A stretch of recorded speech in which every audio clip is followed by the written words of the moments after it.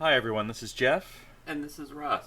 When we first started Home on the RNG, we began it as a series of videos, and we produced quite a few before we realized it really works better as a podcast. Whoops-a-doodle. So we apologize if any of these early episodes have any visually heavy references that don't transfer to the audio medium. Whoops-a-doodle. Thanks for listening.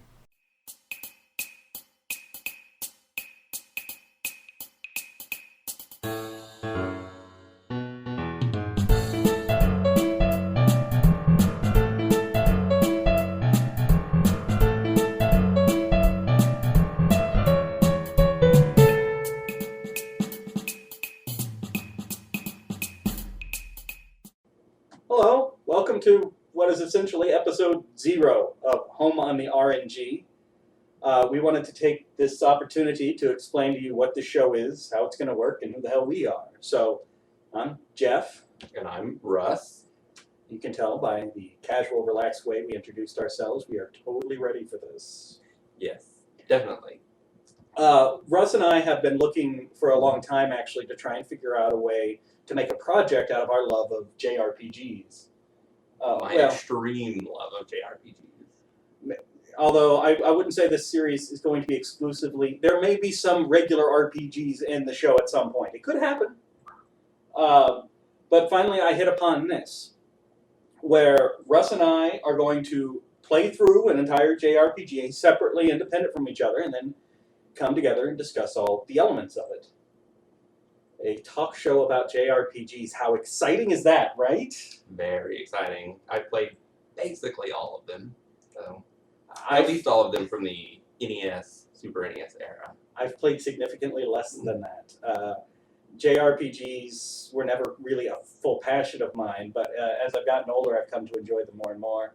And with Russ pushing them on me and making me play ridiculous ones. Yes. Yes. The more niche and obscure, the better, I think. And actually, our friendship began because of a JRPG. It did. Now, I've told this story countless times, so I'm curious to hear your version of it just once.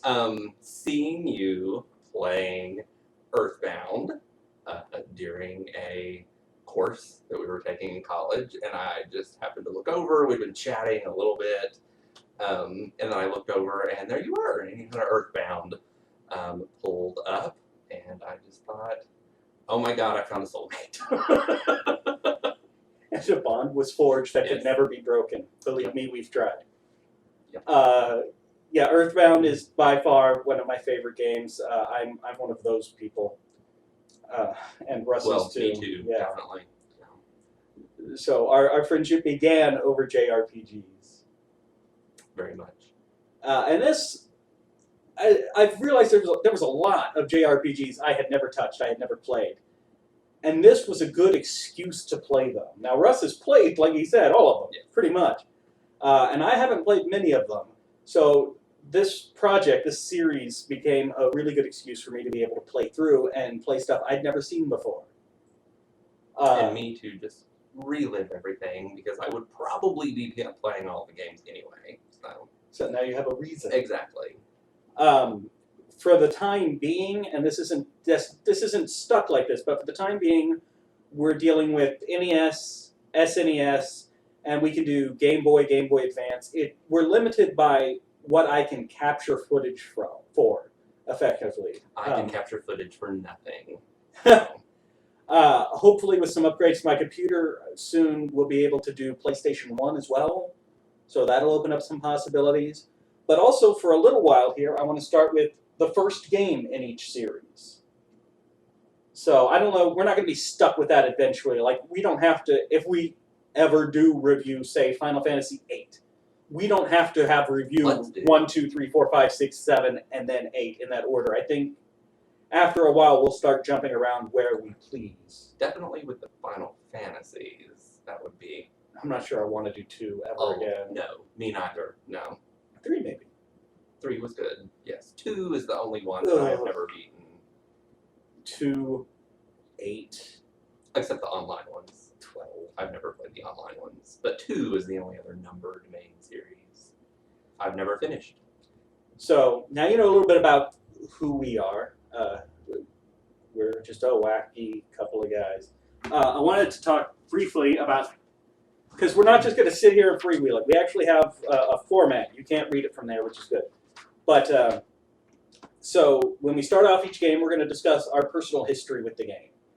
Anything that we had coming up to it. For some of these, my personal history is going to be none. But Russ, I'm sure, will probably always be, oh, I have that cartridge, and I played it when I was a child. From there, we're going to address story and characters, because that's a very important element of any JRPG. Story is, in fact, the main thing I look for in any game that I play. That's just how I'm wired. Russ has a penchant for the characters. I do. I like a good character, a good character-driven story. So you can already tell which one of us will carry which end of that. The combat system, which I think is important for any JRPG, because they all have to put their own spin on it.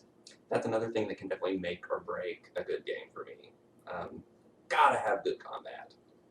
Yeah, it's got to be easy to play, but fun to play. Yes, and they always want to put their own spin on it. They always want to make it something different, something special, and sometimes that works out, and other times. And challenging. It's got to be challenging for someone that's played so many JRPGs. Well, and especially since combat is something that happens non-stop during an RPG. Like, that's the main element of a JRPG is the combat. So it needs to be enthralling. I mean, it has to be. Innovations. This is where we just talk about anything that's kind of unique to that game. Features that they use that you don't necessarily see somewhere else. Maybe the first time a particular feature was used. Anything that stands out as different. Music's going to be a rough one for us. I tend to be into music in games. I don't know a lot about music in general, but I do know when I like the soundtrack or when I don't. I know even less about music than that. I'm probably not going to have a whole lot to offer in the music category, so that'll be fun for us to struggle on a topic we don't know that much about. And then lastly would be final thoughts, which is just a summation of our feelings for the game, a way for us to fit in anything else that we've forgotten to mention about the game that stood out to us. Yeah. So that's it. I feel pretty confident that covers all the major aspects of any game. I do too. Yeah. And definitely. Adding a little structure to the conversation will probably prevent us from rambling on endlessly, as Russ and I can do when we're together. We usually ramble on endlessly, yes. So, did you have anything else you wanted to add before we wrap up the intro here? No, I think we're about ready for our first review.